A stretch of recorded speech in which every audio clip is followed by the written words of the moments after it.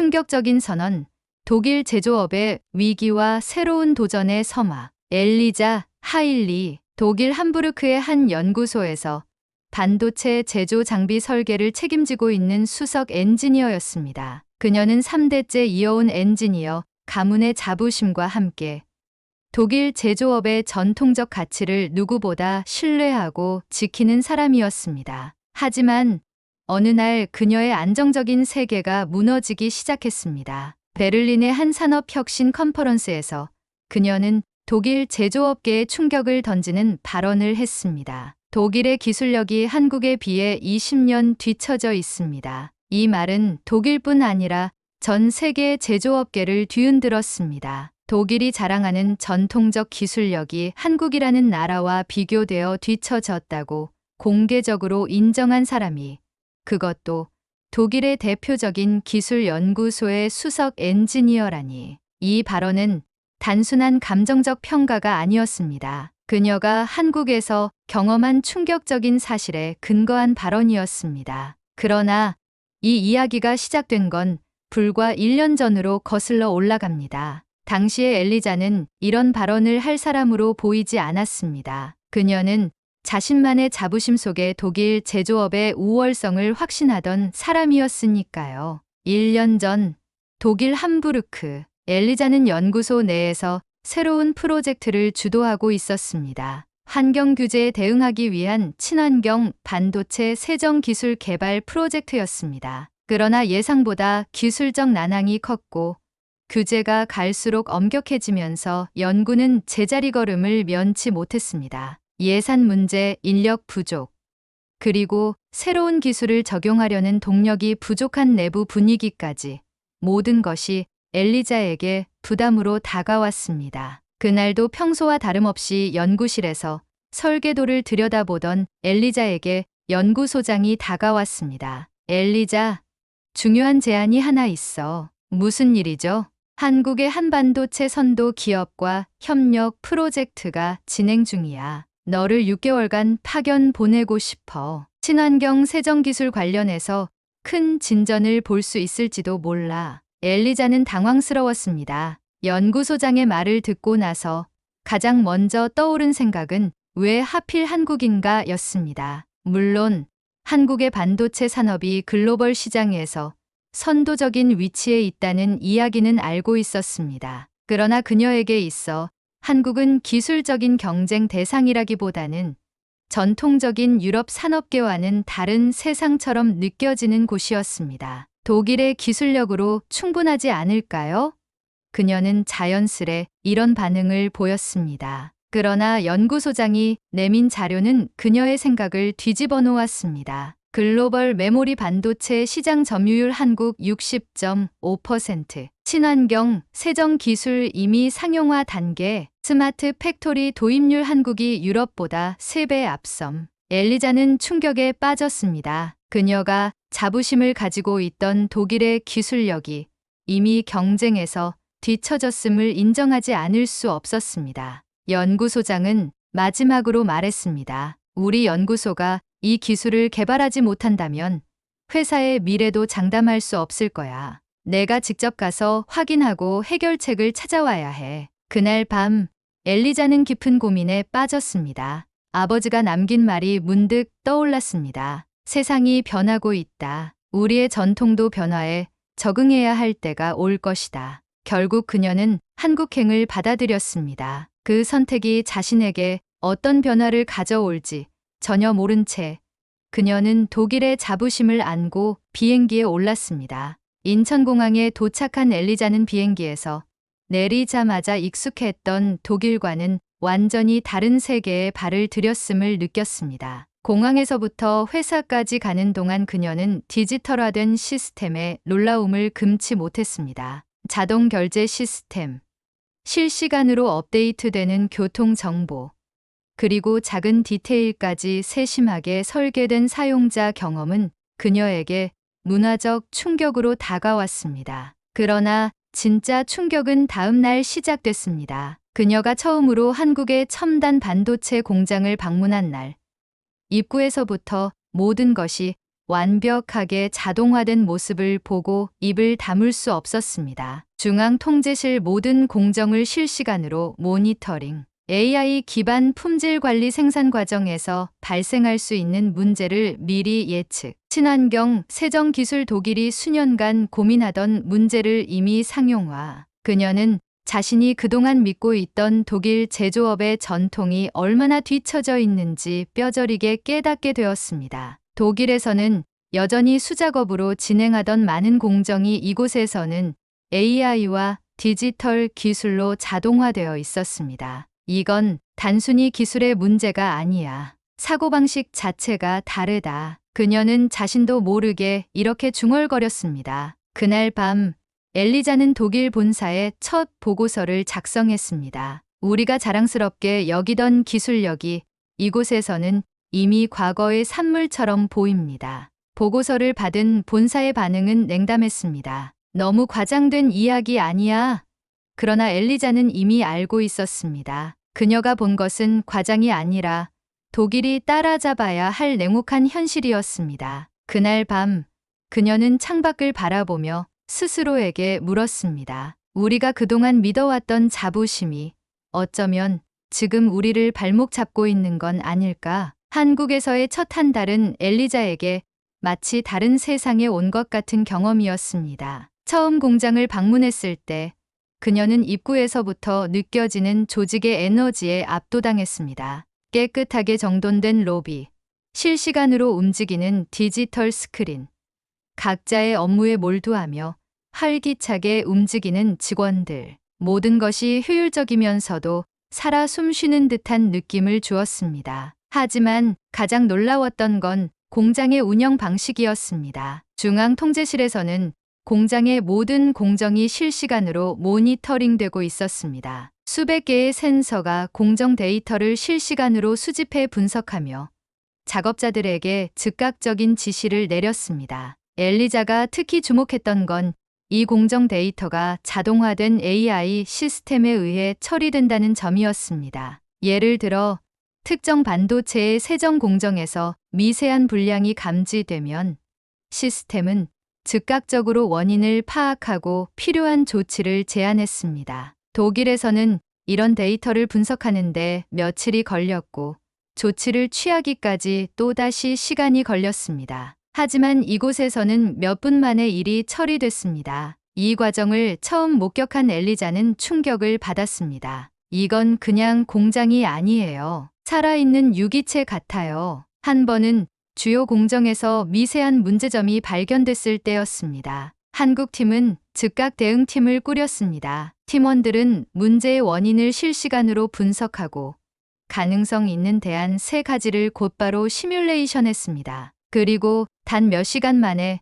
최적의 해결책을 찾아냈습니다. 이 모든 과정이 이루어지는 동안 공장은 멈추지 않았습니다. 독일에서라면 며칠 동안 공정을 중단하고 원인을 찾기 위해 회의를 반복했을 일이 이곳에서는 단 하루도 걸리지 않았습니다. 도대체 이 사람들은 어떻게 이런 속도로 움직이는 걸까? 엘리자는 혼란스러웠지만 동시에 이 효율적인 시스템에 감탄하지 않을 수 없었습니다. 시간이 지나면서 엘리자는 한국 엔지니어들의 독특한 업무 방식을 이해하기 시작했습니다. 그들은 실패를 두려워하지 않았습니다. 빠르게 시도하고 실패하고 그 실패에서 배우는 것을 당연하게 여겼습니다. 독일에서는 모든 것이 철저한 계획 아래 이루어졌습니다. 어떤 프로젝트를 시작하기 전 모든 가능성을 검토하고 최적의 대안을 선택한 뒤에야 실행 단계로 넘어갔습니다. 실패는 곧 낭비로 여겨졌고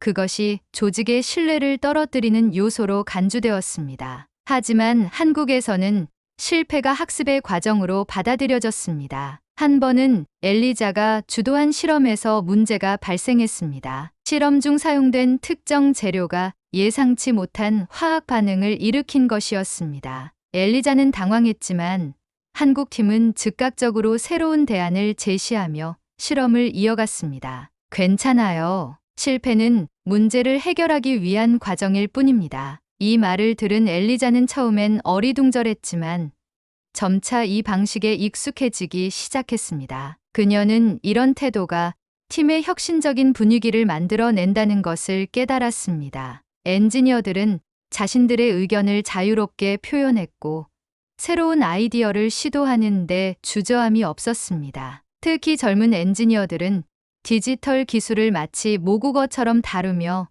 빠르게 변하는 환경에 유연하게 적응했습니다. 한국에서 얻은 경험을 독일 본사에 공유하는 과정은 쉽지 않았습니다. 엘리자는 한국에서 배운 혁신적인 접근 방식과 시스템의 효율성을 설명하며 본사의 변화를 촉구했습니다. 하지만 본사의 반응은 냉담했습니다. 이건 너무 급진적인 접근 방식입니다. 우리는 이미 검증된 방법을 가지고 있어요. 새로운 시도를 할 필요가 있을까요? 특히 연구소장은 엘리자의 제안을 정면으로 반박했습니다. 우리는 안정적인 결과가 필요하지, 실험이 필요한 게 아닙니다. 엘리자는 답답함을 느꼈습니다. 한국에서의 경험은 더 이상 새로운 시도가 아니라 현실적으로 필요한 변화라는 것을 알고 있었기 때문입니다. 하지만 엘리자는 포기하지 않았습니다. 그녀는 한국에서 얻은 데이터를 기반으로 시스템 도입이 얼마나 효율성을 높일 수 있는지 구체적인 사례와 수치를 통해 설득을 이어갔습니다. 그 과정에서 그녀는 자신의 사고방식이 점점 변하고 있음을 깨닫게 되었습니다. 독일로 돌아온 엘리자는 한국에서 배운 기술과 방식을 독일의 전통적인 제조업에 접목시키기 시작했습니다. 7시간 모니터링 시스템 도입, 실시간 재고 관리 시스템, 스마트 팩토리 기반의 자동화 공정 등이 그녀가 가장 먼저 추진한 변화였습니다. 처음에는 많은 저항이 있었습니다. 특히 오랜 경력을 가진 엔지니어들은 이런 변화를 받아들이는 데 주저했습니다. 우리가 수십 년 동안 이렇게 해왔는데 굳이 바꿀 필요가 있을까요? 그러나 엘리자는 한국에서의 사례를 하나씩 보여주며 이런 변화가 왜 필요한지 설득했습니다. 시간이 지나면서 점차 변화가 성과로 나타나기 시작했습니다. 생산 시간은 단축되었고 품질은 향상되었습니다. 그리고 무엇보다도 환경 규제에 대한 대응력이 높아졌습니다. 몇 개월 후 엘리자가 주도한 프로젝트는 놀라운 성과를 거두었습니다. 디지털 전환을 통해 공장의 운영 효율이 크게 향상되었고 환경 규제에도 효과적으로 대응할 수 있는 기술이 도입되었습니다. 하지만 엘리자는 여기서 멈추지 않았습니다. 그녀는 독일과 한국의 융합을 통해 완전히 새로운 혁신을 만들어내는 것을 목표로 삼았습니다. 독일의 정밀함과 한국의 빠른 실행력을 결합하여 새로운 세대의 제조업 패러다임을 만들어 가고자 했습니다. 베를린의 컨퍼런스장. 한 해가 지났지만 엘리자 하일리는 여전히 독일 제조업계의 중심에 서 있었습니다. 그녀는 한국에서의 경험을 바탕으로 독일과 한국 간의 협력 프로젝트를 성공적으로 이끌며 업계에서 주목받는 인물이 되었습니다. 하지만 그녀는 이 자리에 서기까지 얼마나 많은 갈등과 고민을 겪었는지 잘 알고 있었습니다. 발표가 시작되자 장내는 다시 고요해졌습니다. 엘리자는 차분하면서도 단호한 목소리로 말을 꺼냈습니다. 우리는 자랑스럽게 여겼던 전통을 버린 것이 아닙니다. 오히려 새로운 전통을 만들어가고 있습니다. 그녀의 말은 단순한 수사가 아니었습니다. 엘리자가 1년 동안 이끌어온 변화는 독일의 제조업계에 커다란 파장을 불러일으켰습니다. 한국에서 배운 디지털 혁신과 빠른 실행력은 독일의 정밀함과 결합되어 새로운 제조 방식을 만들어냈습니다. 한 번은 독일 본사의 회의에서 한 고위 임원이 엘리자에게 질문했습니다. 우리는 우리의 전통을 잃고 있는 것 아닐까요? 그녀는 웃으며 대답했습니다. 아니요. 우리는 전통을 잃는 것이 아니라 새로운 전통을 더하고 있는 것입니다. 변화는 전통을 풍요롭게 만드는 과정입니다. 그녀가 말하는 새로운 전통은 단순히 기술을 따라잡는 것을 의미하지 않았습니다. 그것은 사고방식의 전환, 그리고 사람과 기술이 조화를 이루는 새로운 제조업 패러다임을 뜻했습니다. 특히 엘리자는 이번 프로젝트를 통해 독일 제조업이 한국의 혁신적 접근 방식을 받아들이면서도 독일만의 강점을 유지할 수 있음을 증명해 보였습니다. 그녀는 이 과정이 얼마나 힘들었는지를 숨기지 않았습니다. 변화는 항상 저항을 불러일으킵니다. 하지만 그 변화가 진정으로 필요한 것이라면 결국은 받아들여질 것입니다. 발표가 끝난 후 청중들은 일제히 기립 박수를 보냈습니다. 그녀의 발표는 단순한 기술 보고가 아니라 독일 제조업의 미래에 대한 비전을 제시하는 강력한 메시지였기 때문입니다. 컨퍼런스 이후 엘리자는 베를린의 한 카페에서 아버지와 대화를 나누고 있었습니다. 아버지는 그녀의 발표를 보고 난 뒤 눈에 띄게 뿌듯한 표정을 짓고 있었습니다. 엘리자, 내가 이뤄낸 일이 얼마나 대단한지 알고 있니? 아버지, 사실 저 혼자만의 힘으로 된 건 아니에요. 한국에서 배운 것들이 없었다면 저는 이런 변화를 꿈꾸지도 못했을 거예요. 아버지는 고개를 끄덕이며 말했다. 세상이 변하고 있단다. 내가 내 나이였을 땐 변화가 두려웠다. 하지만 너를 보니 이제는 변화를 두려워할 이유가 없다는 걸 깨달았다. 내가 우리 가문의 새로운 전통을 만들어 가고 있구나. 엘리자는 미소를 지으며 창밖을 바라봤습니다. 베를린의 겨울 풍경이 눈앞에 펼쳐졌지만 그녀의 머릿속에는 여전히 서울에서 보았던 야경이 떠올랐습니다. 그녀는 한국에서 밤늦게까지 일하던 연구소의 동료들, 실시간 데이터를 분석하며 함께 고민했던 순간들, 그리고 그녀에게 따뜻한 차 한 잔을 건네던 현장 청소 아주머니까지 기억해냈습니다. 기술은 사람을 위한 것이에요. 이 말은 그녀가 한국에서 만난 한 엔지니어가 했던 말이었지만 지금은 그녀의 신념이 되었습니다. 엘리자는 독일에서 기술을 연구하고 발전시키는 것이 단순히 성과를 내기 위한 것이 아니라 사람들의 삶을 더 나아지게 하기 위함임을 깨달았습니다. 그녀는 앞으로의 계획을 떠올렸습니다. 독일과 한국의 협력 프로젝트를 더욱 확대하여 더 많은 기술적 시너지를 만들어내는 것, 그리고 이 과정에서 젊은 엔지니어들이 자신의 잠재력을 발휘할 수 있도록 돕는 것.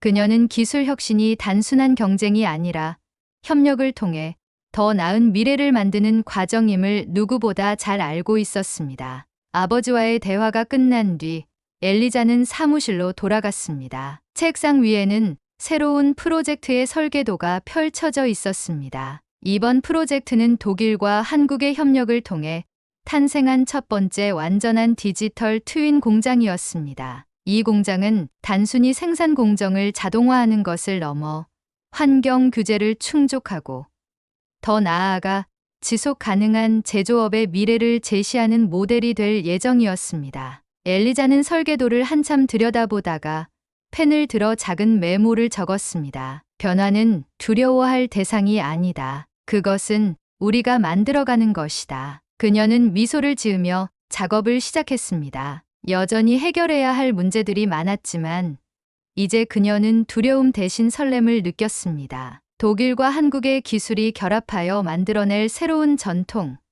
그것이 그녀의 삶의 목표가 되었기 때문입니다. 그날 밤 엘리자는 창밖을 바라보며 한 가지를 확신했습니다. 이 모든 것은 끝이 아니라 시작일 뿐이야. 그리고 우리는 더 나은 세상을 만들어 갈 거야. 오늘 들려드린 엘리자 하일리의 이야기는 단순히 기술의 발전만을 말하는 것이 아니었습니다. 변화의 두려움을 극복하고 전통과 혁신을 융합해 새로운 길을 만들어 나가는 여정이었죠. 우리 모두가 삶에서 마주할 변화와 도전에 대해 다시 한번 생각해 볼 수 있는 시간이었길 바랍니다. 앞으로도 전통을 이어가면서도 혁신을 두려워하지 않는 더 나은 미래를 꿈꾸는 모두를 응원하며 여러분도 지금 바로 첫 걸음을 내딛길 바랍니다. 오늘의 이야기가 마음에 드셨다면 구독과 좋아요로 여러분의 응원을 보여주세요. 여러분의 작은 관심이 더 큰 이야기를 만들어가는 힘이 됩니다. 그럼 다음 영상에서